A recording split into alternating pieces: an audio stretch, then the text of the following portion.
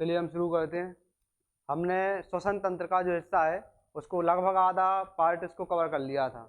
इसके बाद का हम आज शुरू करेंगे। अरविंद, नींद आ रही? जाकर सो जाओ। पढ़ाई कोई नहीं कर रहा है, मैं स्पष्ट दिखाई दे रहा है। श्वसन तंत्र का रिवीजन किया है? कल की छुट्टी रही, संडे था, तो रिवीजन किया है? पक्का तुमने किया है? बाकी सब तो पता नहीं क्या करते रहे। संडे का मतलब अब तुम लोगों का स्कूलिंग नहीं है। संडे मतलब बस मस्ती का दिन, आराम करना है। यहाँ कोई संडे नहीं होता है। अब इस यहाँ पर आने के बाद संडे का मतलब होता है मंडे से सैटरडे जो पढ़ा है उसका पूरा रिवीजन करना। पूरा रिवीजन करना होता है, ना कि ऐसे ही मस्ती करनी होती है।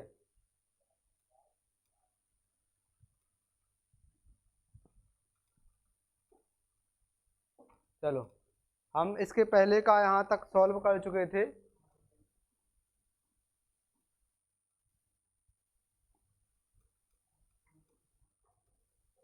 ये श्वसन से संबंधित महत्वपूर्ण तथ्य, और इसके पहले क्या था, क्रेब्स चक्र और ग्लाइकोलाइसिस वाली प्रक्रिया को हमने देख लिया था।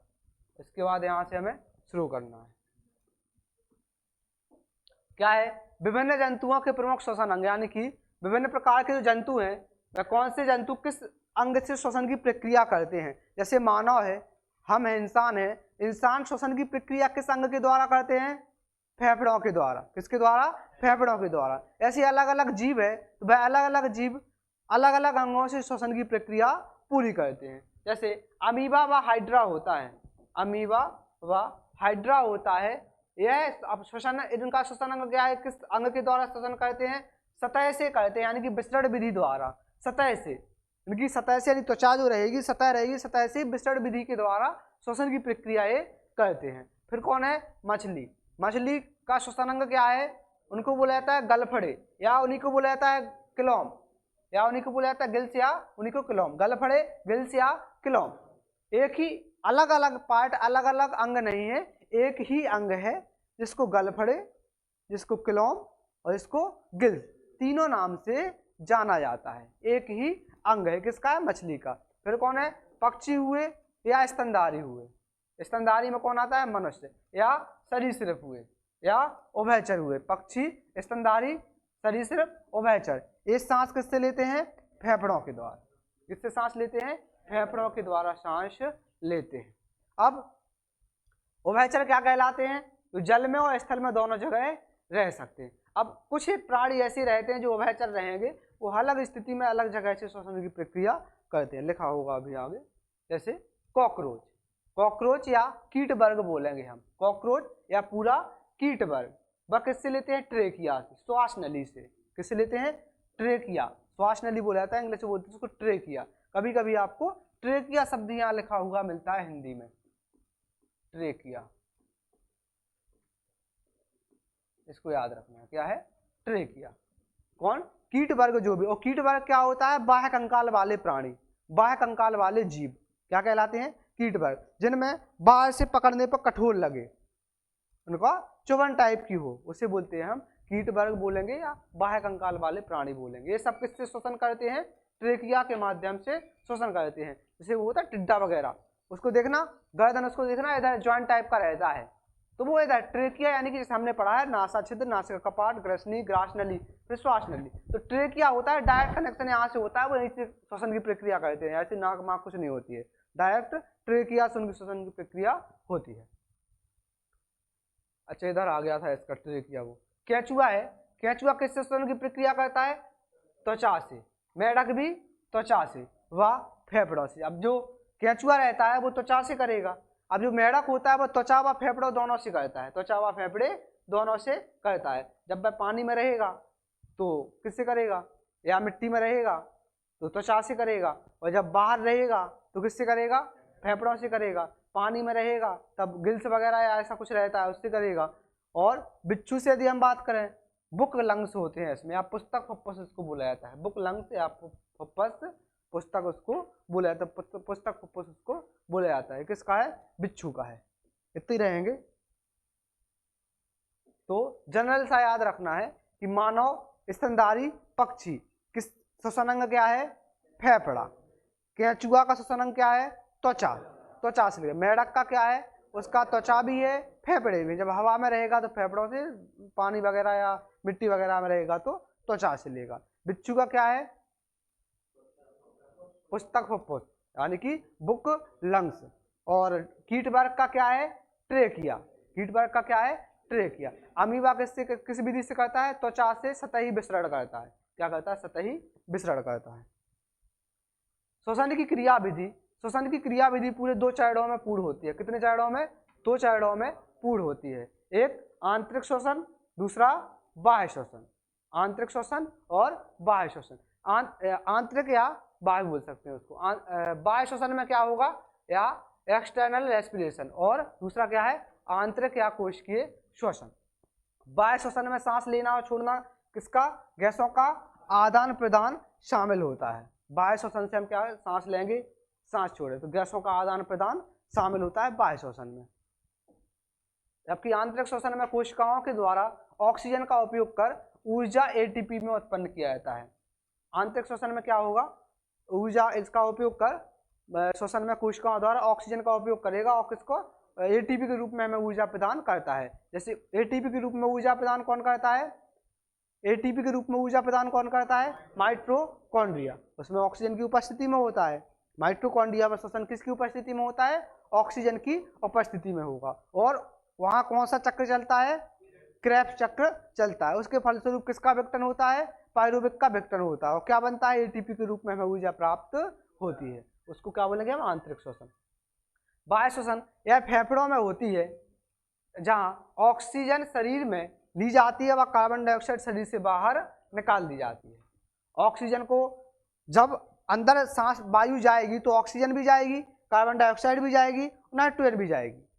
लेकिन ऑक्सीजन का हमारे शरीर में जरूरत होती है तो ऑक्सीजन को रख लिया जाता है। यानी कि रख लिया जाता है, इससे मतलब है कि जिस अंग को आवश्यक होती है उस अंग पर ऑक्सीजन बांट देता है रक्त, और कार्बन डाइऑक्साइड वहां से लेके कार्बन डाइऑक्साइड को एल्वियोली पर छोड़ देता है, एल्वियोली उसको बाहर निकाल देते हैं। तो ये प्रक्रिया चलती रहती है। बाकी नाइट्रोजन एक गैस ऐसी है जिस अनुपात में अंदर जाती है उसी अनुपात में बाहर निकल जाती है। इसका कोई यूज शरीर में नहीं होता है। तो ये क्या हो जाएगा, बाह्य श्वसन।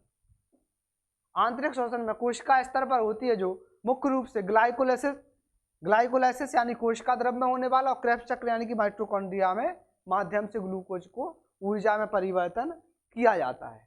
इसको क्या बोलेंगे हम, आंतरिक श्वसन। यानी कि कोशिका द्रव में होने वाला श्वसन ग्लाइकोलाइसिस, और माइटोकॉन्ड्रिया में होने वाला द्रव क्रेब्स चक्र इसको बोला जाता है। माइटोकॉन्ड्रिया में क्रेब्स चक्र और कोशिका द्रव में ग्लाइकोलाइसिस। ग्लाइकोलाइसिस में किसका निर्माण होता है, पायरुविक का। फिर माइटोकॉन्ड्रिया में एटीपी के रूप में ऊर्जा बनती है। माइटोकॉन्ड्रिया में एटीपी, ग्लाइकोलाइसिस में ऑक्सीजन की अनुपस्थिति में श्वसन होता है, और माइटोकॉन्ड्रिया में ऑक्सीजन की उपस्थिति में श्वसन होता है। दोनों को कहाँ, किसकी उपस्थिति में, कहाँ ऑक्सीजन की उपस्थिति में होता है, ऑक्सीजन की उपस्थिति में श्वसन कहाँ होता है, माइटोकॉन्ड्रिया। ऑक्सीजन की अनुपस्थिति में श्वसन कहाँ होता है, कोशिका द्रव में। कोशिका द्रव में ऑक्सीजन की अनुपस्थिति में होता है। काम क्या है इसका, भाई ऑक्सीजन का परिवहन आरबीसी में हीमोग्लोबिन के द्वारा होता है। कार्बन डाइऑक्साइड का परिवहन, यहाँ ये याद रखना, कार्बन डाइऑक्साइड का जो परिवहन है 70% कार्बोहाइड्रेट का परिवहन बाइकार्बोनेट के रूप में होता है। 70% कार्बोहाइड्रेट का प्रयोग परिवहन है जो बाइकार्बोनेट के रूप में होता है। बाकी प्लाज्मा के द्वारा होता है, कुछ हिस्सा रक्त के द्वारा होता है, लेकिन 70% जो परिवहन है वह किसके द्वारा, बाइकार्बोनेट के द्वारा, बाइकार्बोनेट के रूप में कार्बन डाइऑक्साइड का परिवहन होता है। 20 से 25% आरबीसी के द्वारा और 5 से 10% प्लाज्मा के द्वारा इसका परिवहन होता है।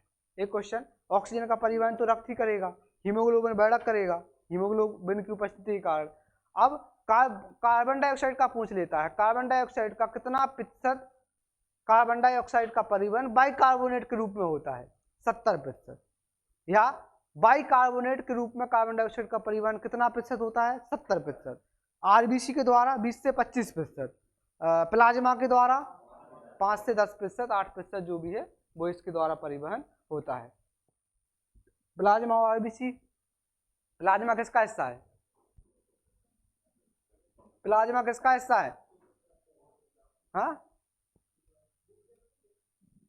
जीव द्रव का। और बताओ विशाल, प्लाज्मा किसका हिस्सा है? कहां से आया प्लाज्मा? मिठाई की दुकान से, पसैट की दुकान से, या तेल की दुकान से? प्लाज्मा कहां से आया? शरीर में पाया जाता है या बाहर से यूज करते हैं? खाते पीते हैं इसको या शरीर में ही होता है? शरीर में होता है। तो किसका हिस्सा है प्लाज्मा? नीलेश आओ, नीलेश जल्दी स्पीड में आओ, यहाँ हो तो एक बात सुना रहा कान में हो, जल्दी आओ, अगर हम तो यहाँ दिक्कत हो जाए, जल्दी। तुम्हें लगी, हमें तो नहीं लगी।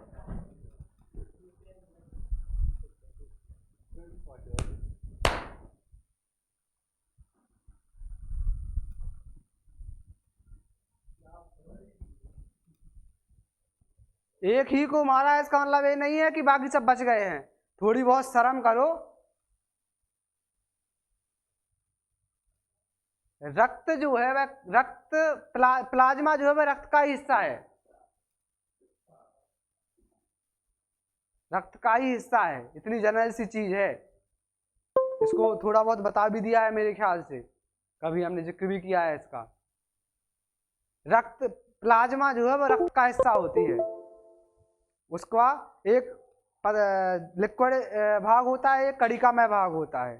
हालांकि रक्त वाले टॉपिक में, परिसंचरण वाले टॉपिक में डिटेल से दिया गया है, ठीक है ना।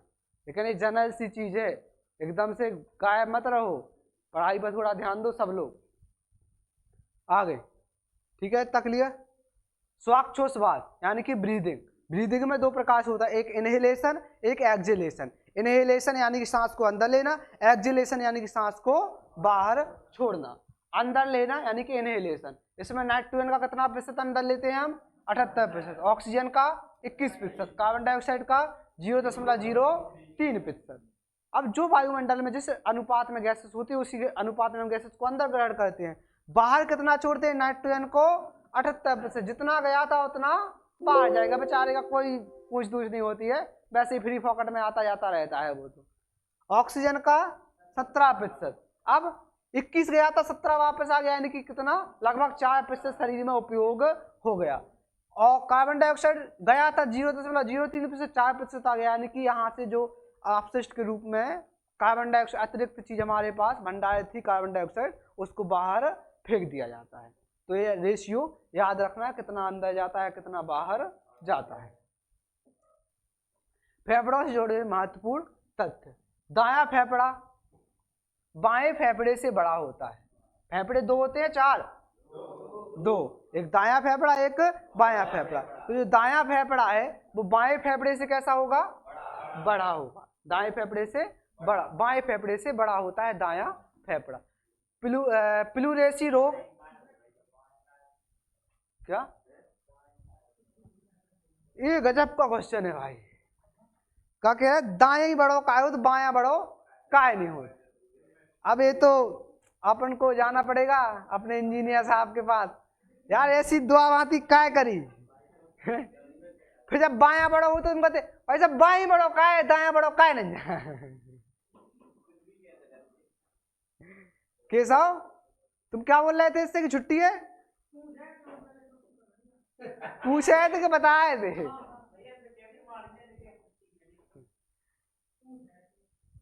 तुमसे मिलने आए हमें अकेले में। इधर प्लूरेसी रोग, प्लूरल द्रव की मात्रा अधिक होने पर फेफड़ों में पानी भर जाना। यार जब किसकी? अच्छा, प्लूरल द्रव कहाँ पाया जाता है? प्लूरल द्रव फेफड़ों की झिल्लियों में, फेफड़ों की झिल्लियों में। जब प्लूरल द्रव की मात्रा अधिक हो जाएगी तो उसे हम क्या बोलेंगे? प्लूरेसी रोग बोलेंगे। क्या बोलेंगे? प्लूरेसी रोग बोलेंगे। फेफड़ों में पानी का भर जाना, ज्यादा पानी की मात्रा उसमें हो जाएगी, प्लूरल द्रव की मात्रा ज्यादा हो जाएगी, उस रोग को क्या बोलेंगे हम? प्लूरेसी रोग कहते हैं। एक होता है टीवी, टाइडल वॉल्यूम, ज्वारीय आयतन जिसको बोला जाता है, ज्वारीय आयतन टीवी या टाइडल वॉल्यूम। इसका काम क्या होता है, 500 ml, इसकी मात्रा कितनी होती है, 500 ml एक बार में ली गई या छोड़ी गई गैस होती है। एक बार में आप कितनी गैस ले रहे हैं, कितनी गैस छोड़ रहे हैं, उसकी मात्रा होती है टीबी, टाइडल वॉल्यूम, जो कितनी होती है 500 ml होती है। इसका अनुपात मात्रा याद रखना है। टीबी की वैल्यू कितनी होती है 500 ml, tidal volume, tidal volume ज्वारीय आयतन, जो क्या होता है एक बार में ली गई व छोड़ी गई सांस की मात्रा। TLC total lungs capacity, TLC total lungs capacity कुल क्षमता कितनी होती है 5800 ml या लगभग 6 लीटर, 5800 ml या लगभग 6 लीटर। गैसों का आदान प्रदान विसरण विधि से होता है। जो गैसों का आदान प्रदान होता है, अच्छा गैसों का आदान प्रदान किस अंग में होता है, गैसों का आदान प्रदान किस अंग में होता है, फेफड़ों के किस हिस्से में, एल्वियोली या वायुकोष्ठ, एल्वियोली या वायुकोष्ठ, या उसको क्या बोलते हैं कूपिका। यहाँ पर गैसों का आदान प्रदान होता है, किस विधि से होता है, विसरण विधि से होता है। किस विधि से होता है, डिफ्यूजन विसरण विधि से होता है। फेफड़े डायफ्राम पर टिके रहते हैं, डायफ्राम नीचे होता है, ऊपर फेफड़े होते हैं, डायफ्राम ऊपर नीचे होता है, तभी श्वसन की प्रक्रिया हो पाती है। डायफ्राम जब नीचे जाता है तो सांस अंदर होती है, और डायफ्राम जब ऊपर आता है तो सांस बाहर आती है। श्वसन दर कौन सा, यानी कि किसमें श्वसन दर कितनी होती है। यदि हम पर मिनट की बात करें, 1 मिनट में जो शिशु होता है वो 25 से 40 बार सांस ले लेता है, उसकी तेज चलती है, तेज सांस लेता है बच्चा जो होता है, शिशु होता है। और जो बच्चा मतलब शिशु होगा, शिशु के बाद थोड़ा बड़ा हो जाएगा वो बच्चा, इसको बोलेंगे हम, वो कितना 25 बार 1 मिनट में सांस लेगा। वयस्क 16 से 18 बार सांस लेता है, 1 मिनट में 16 से 18 बार सांस, क्योंकि नॉर्मल रहता है। यदि छछूंदर बात करें, 500 400 से 500 1 मिनट में, 400 से 500। छछूंदर नहीं जानते, अब कैसे बता रहे हैं हम, गूगल पे सर्च करना तो आ जाएगा कीटबर्ग में या उसमें क्या है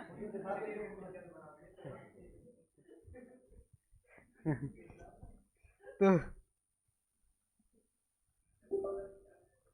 अच्छा एक बात बताओ, सामान्य व्यक्ति का कितना है 16 से 18 बार। लेकिन यही हम पूछें कि एक रनिंग करता हुआ व्यक्ति, एक लड़का, एक व्यक्ति दौड़ रहा है, तब उसकी श्वसन दर कितनी होगी, जब ज़्यादा हाई हो जाती है, फिर ज़्यादा बढ़ जाए, दौड़ता है एकदम जल्दी जल्दी सांस चलती है ना, उस समय पर आपकी श्वसन दर बढ़ जाती है, 16-18 नहीं रहती, फिर ज़्यादा हो जाती है?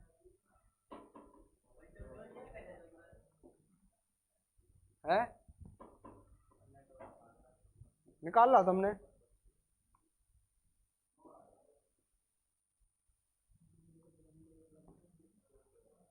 जोई तो कर बात।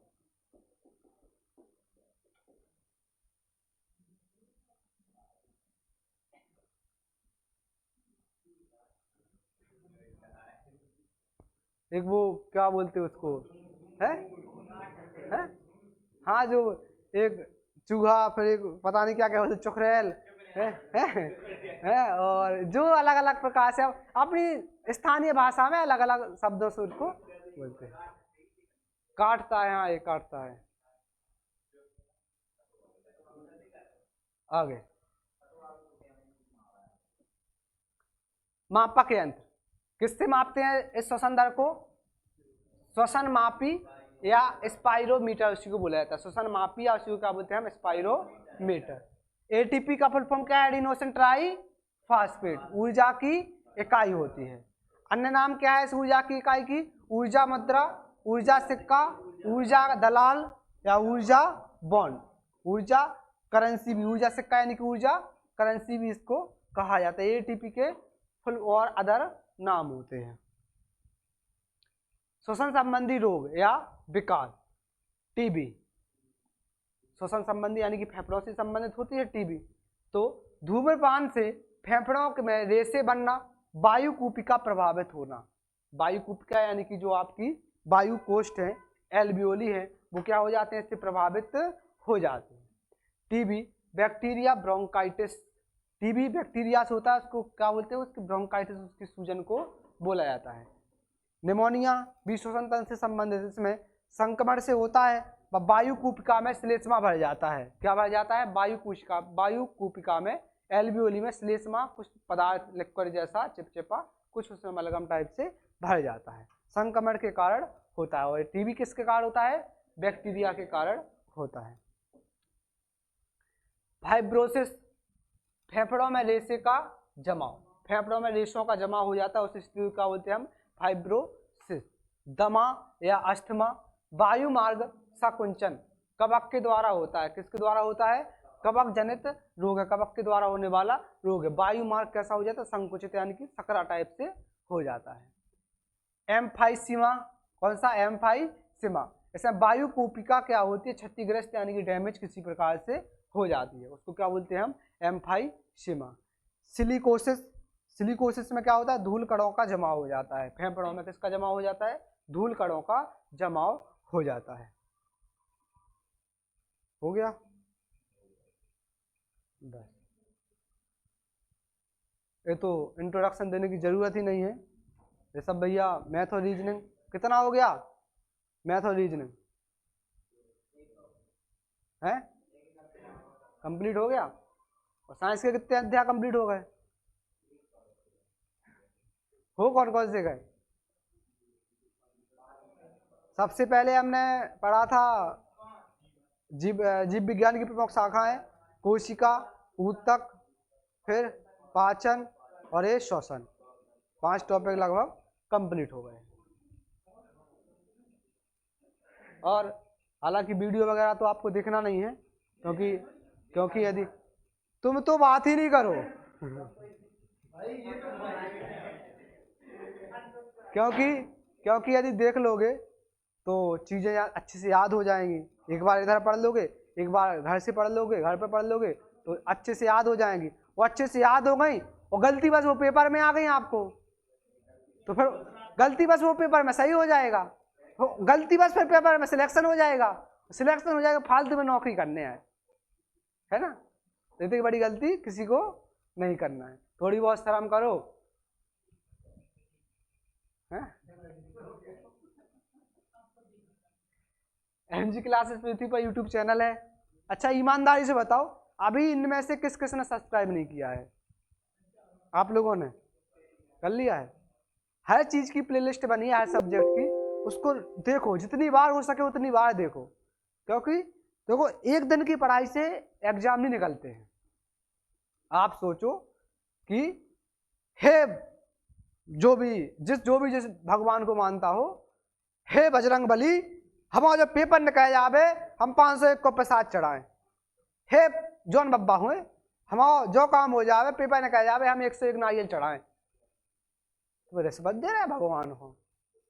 तुम्हारी रिश्वत के भूखे बैठे हुए हैं, पैसे में खरीद है, तो उस समय भगवान काम नहीं आते हैं, फिर तुम्हारी आस्था कम हो जाएगी। अरे यार हमने भगवान से बोली थी हमारा जो काम हो जाए पेपर निकल जाए, वैसे कहें हमारा काम ही नहीं हुआ, हमें नहीं मानने भगवान को। यार भगवान ऐसे नहीं मदद करते हैं किसी की। आपका कर्म क्या है, आपने कितनी मेहनत की है, उसके अनुसार आपको चीजें मिलती हैं। ऐसे ही नहीं मिल जाएगा कि आपने बोला रिश्वत दी 501 की 101 नारियल की और काम हो जाए। आपको मेहनत करनी पड़ेगी, मेहनत करो, बिना मेहनत के कुछ नहीं होता है, बिना मेहनत के कुछ भी नहीं होता है, ये मेहनत करने वाले अच्छे से समझते हैं। और ज़्यादा अगर चीज़ है तो आप लोग क्या है, अभी अपने अपने घर पर मम्मी पापा से पूछो कि पापा बिना मेहनत करें आपने हमें तक बड़ो कर दो, के मेहनत करके कर दो, फिर भी बता दें बेटा तुम्हें इतने तक पहुंचावे के लाने हमने कितने अपने सपने कुर्बान करे। ठीक है ना? और हाँ एक चीज और, श्वसन तंत्र हो गया कंप्लीट। अब श्वसन तंत्र की प्रैक्टिस होगी, प्लस 10-11 2 दिन हो सकता है, लगभग हो सकता क्या है ही, मैं नहीं आने वाले नहीं है, हम बाहर जाना है, तो मैंने ऑलरेडी रक्त एवं परिसंचरण तंत्र का 2 वीडियो रिकॉर्ड कर दिए हैं। एक आपको कल सुबह 8:30 बजे मिल जाएगी, अगली आपको 11 तारीख को सुबह 8:30 बजे यूट्यूब पर मिल जाएगी। तो दोनों वीडियो वो देखना है, प्लस श्वसन तंत्र कंप्लीट करके रखना है। 12 तारीख को श्वसन तंत्र की प्रैक्टिस होगी और 13 तारीख को हृदय रक्त एवं परिसंचरण तंत्र की प्रैक्टिस होगी। लगातार दोनों दिन प्रैक्टिस होने वाली है। किसी का स्कोर कम गया लाइव कूटेगा, मैं उधर आके नहीं कूटूंगा, उसको कैमरे के सामने इधर लाऊंगा और फिर ध्यान से कूटूंगा, ध्यान रखना, क्योंकि अब आपके एग्जाम में ज्यादा समय नहीं है। नहीं पढ़े हैं बेटा, हर एक चीज रिकॉर्ड डली है। आप हाँ, आपको हर चीज रिकॉर्ड में डली है। क्या है, एक है क्या कि आपको अब वही चीज होता है, देखो रिकॉर्ड में ज्यादा समझ में किसी को आता है नहीं आता है, आप वीडियो देख के आओ, रिकॉर्डेड फॉर्म में जो डली हुई है, आप कहीं पर अटक रहे हो वो चीज नोट करके लाओ, तो भैया हमें ये चीज समझ में नहीं आ रही है, हम अलग से आपको वो समझा देंगे।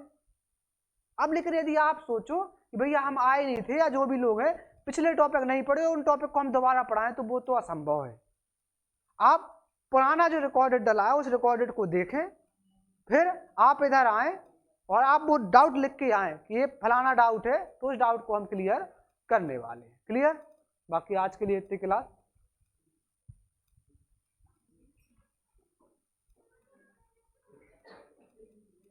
बंद कर दीजिए।